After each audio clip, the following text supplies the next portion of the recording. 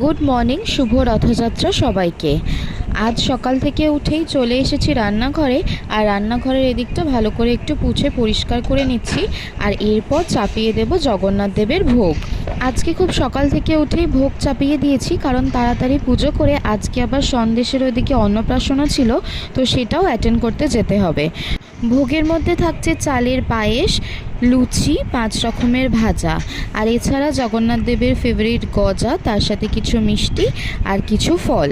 তো সবার প্রথমেই শুরু করে দিয়েছি দুধ ঢেলে, গ্যাসে দুধটা বসিয়ে দিয়েছি। আর সবার প্রথমে করে নেব পায়েসটা, কারণ ওটা করতেই সময় লাগবে। একটু চাল ধুয়ে নিচ্ছি, চালে একটু ঘি মাখিয়ে কাজু কিশমিশ একসাথে মিশিয়ে দুধের মধ্যে দিয়ে দেবো।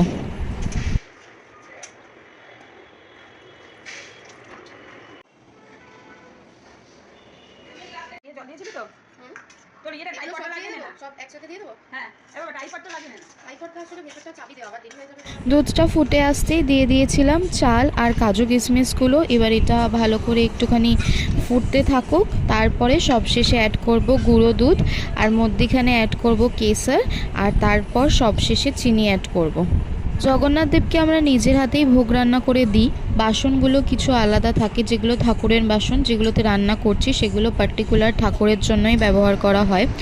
আমি জানি অনেকের মধ্যে এখানেরই কোয়েশ্চেন আসবে বা বলবে যে তুমি কি আদৌ দীক্ষিত বা ব্রাহ্মণ, কারণ অনেকের জায়গায় কথিত আছে যে ব্রাহ্মণ ছাড়া ভগবানের ভোগ করা যায় না। না, আমরা ব্রাহ্মণও নই, আর আমি সাঁই দীক্ষায় দীক্ষিত। আমি ওরকমভাবে কোনো মন্ত্রপুত ভাবে দীক্ষিত এখনও হইনি। তো আমি আমার কাছে সাঁই আর আমার জগন্নাথকে এর আগেও আমি বলেছি আমি বাবা হিসাবে দেখি।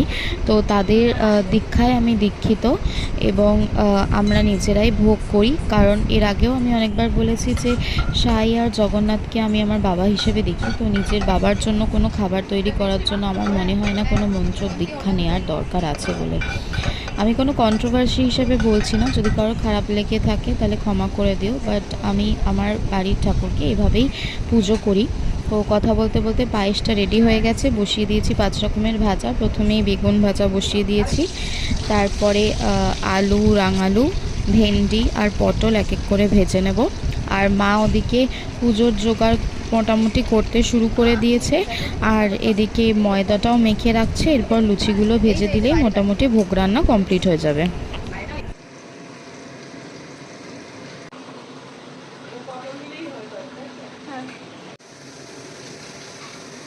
রান্নাঘরের কাজ প্রায় শেষ, ভোগ রান্না ওদিকে সমস্তটাই হয়ে গেছে। এখানে মিষ্টি আর গজাগুলো সাজিয়ে নিচ্ছি, এরপরে একেবারে ঠাকুর